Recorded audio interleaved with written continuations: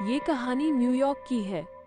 यहाँ चार्ली नाम का आदमी रहता था। वो बहुत बिजी था और अपनी लाइफ से बहुत परेशान था। वो रोज ऑफिस जाता और देर रात को ऑफिस से आकर सो जाता। इस प्रकार चार्ली को अपनी जिंदगी जीने का कोई मजा नहीं आ रहा था। वो अक्सर अपने बचपन को याद करता था जब वह अपने दादाजी के साथ रहता था।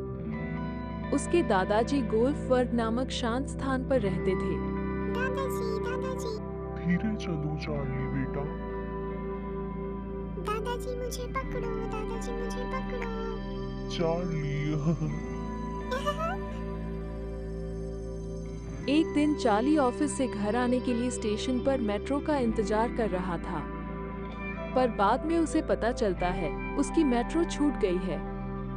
इसलिए उसे पैदल स्टेशन के रास्ते घर आना होता है। जब वो स्टेशन में चल रहा होता है उसे एक अजीब रास्ता दिखाई देता है। चार्ली सोचता है शायद ये स्टेशन से बाहर निकलने का छोटा रास्ता है। जब चार्ली स्टेशन से बाहर निकलता है तो उसे कुछ अजीब लगता है। उसने चारों ओर ध्यान से देखा। पुराना बस स्टेशन, चारों ओर गैस बल्ब, लोगों ने पुराने जमाने के लोगों जैसे कपड़े पहने थे। जब वो उसे समय का न्यूज़पेपर और तारीख देखा है तो हैरान हो जाता है। ये वास्तव में 100 साल पुराना जमाना था। चार्ली अपने और अपनी पत्नी के लिए गोल्सबर्ग की टिकट खरीदना चाहता है। जब चार्ली टिकट खरीदने जाता है तो टिकट मैन उसे टिकट देने से मना कर देता है, क्योंकि 100 साल पहले सिक्के चलते थे और चार्ली के पास नोट थे। टिकट मैन कहता है, अगर तुम मुझे बेवकूफ बना रहे हो तो मैं तुम्हें जेल भेजूंगा।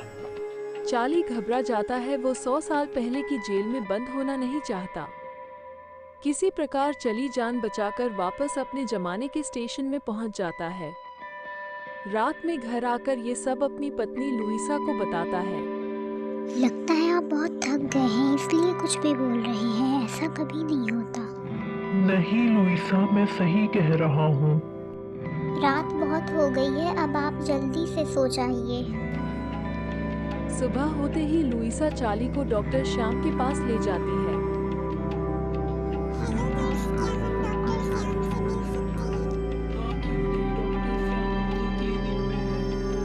श्याम चार्ली का दोस्त होता है जो फिलोसोफर था। चार्ली श्याम को सारी बात बताता है। मेरे दोस्त, घबराने की जरूरत नहीं है। तुम अक्सर अपने दादाजी को याद करते हो जो गोल्सबर्ग नामक शांत स्थान में रहते थे, इसलिए ये तुम्हारी कल्पना का एक भाग था। मैं भी कब से इनको यही समझा रही हूँ। अरे आप लोग मेरी बात का विश्वास क्यों नहीं करते? मैंने वहाँ की न्यूज़पेपर की डेट भी अच्छी तरह से पढ़ी है। चार्ली, घर जाओ और थोड़ा आराम करो, तुम्हें अच्छा लगेगा। किंतु चार्ली का मन नहीं मानता। वो अपने पूरे पैसे देकर कुछ पुराने सिक्के खरीद लेता है और वापस स्टेशन जाता है। स्टेशन पहुंचकर वो वही छोटा रास्ता ढूंढने लगता जिससे वो 100 साल पहले के जमाने में गया था, किंतु अब उसे वह रास्ता नहीं मिलता। यही तो था, मैंने वही वो रास्ता जाते देखा था।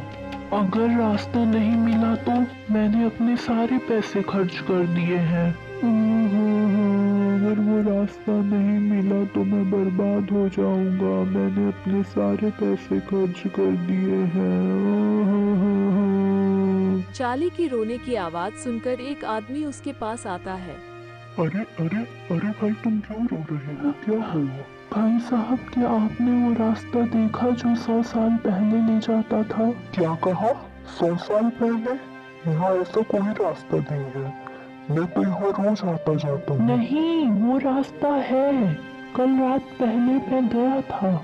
क्या हुआ भाई? चार्ली उनसे भी यही बात कहता है। अरे घर जा भाई, थोड़ा आराम कर, अच्छा लगेगा। चार्ली थक हार कर घर आ जाता है। जब लुइसा को इस बात का पता चलता है तो वो बहुत दुखी होती है। फिर चार्ली को समझाने की कोशिश करती है। देखिए, जो होना था वो हो गया, अब रोने से कोई मतलब नहीं। लुइसा, मुझे माफ कर दो। कोई बात नहीं चार्ली, हम अपनी जिंदगी फिर से शुरू करेंगे। बहुत दिन बीत जाते हैं। चार्ली जिंदगी में फिर व्यस्त हो जाता है। चार्ली फिर से रोज ऑफिस जाने लगता है। एक दिन चार्ली के घर में वन लेटर आता है। देखो लुइसा, एक लेटर आया है। अरे इस पर तो श्याम का नाम लिखा है। देखिए भला क्या लिखा है। चार्ली मेरे दोस्त, कैसे हो? तुमने कोई सपना नहीं देखा था। 100 साल पुरानी दुनिया में जाया जा सकता है। मैं गॉलेसबर्ग में हूँ, यहाँ बहुत शांति है। तुम भी जल्दी से स्टेशन का वो रास्ता ढूंढो और यहाँ आ जाओ। मैं तुमको बहुत मिस कर रहा हूँ। तुम्हारा श्याम। ये लेटर श्याम के द्वारा 100 साल पहले लिखा गया था, जो आज चार्ली के पास पहुंच। श्याम का लेटर पढ़कर लुइसा और चार्ली के होश उड़ जाते हैं। देखा लुइसा, मैंने कहा था ना, स्टेशन के रास्ते में 100 साल पुराने गॉलेसबर्ग गया था। हाँ, पर क्या पता किसी ने श्याम के पत्र के रूप में हमसे मजाक किया हो। हमें एक बार श्याम के क्लिनिक पर जाकर पता करना चाहिए। लुइसा और चार्ली श्याम के क्लिनिक पहुंचते हैं। क्या हम डॉक्टर श्याम से मिल सकते हैं? वो तो नहीं है। करीब 1 महीना पहले वह क्लिनिक छोड़कर चले गए। हाँ, जाते समय उन्होंने कुछ सोने के सिक्के खरीदे थे। एक बार फिर चार्ली और लीसा अचरज में पड़ जाते हैं। उन्हें विश्वास हो जाता है कि वास्तव में 100 साल पुराना गोलेशबर्ग जाने का रास्ता है।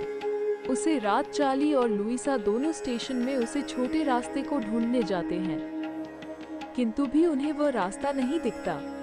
उसके बाद उन्हें वो रास्ता कभी नहीं दिखता। वो रास्ता गायब हो जाता है। आश्चर्य की बात यह नहीं है कि 100 साल पहले जाने का रास्ता गायब हो जाता है, जबकि आश्चर्य की बात ये भी है कि श्याम भी इस दुनिया से हमेशा हमेशा के लिए गायब हो जाता है। हाँ तो लुइसा, तुम क्या कहने वाली थी? मैं ये कह रही हूँ कि अगर आपको हमारी वीडियो पसंद आए तो लाइक, शेयर और सब्सक्राइब जरूर करें। हमारे चैनल पे ऐसे ही इंटरेस्टिंग वीडियो बनती रहती है। Thank you.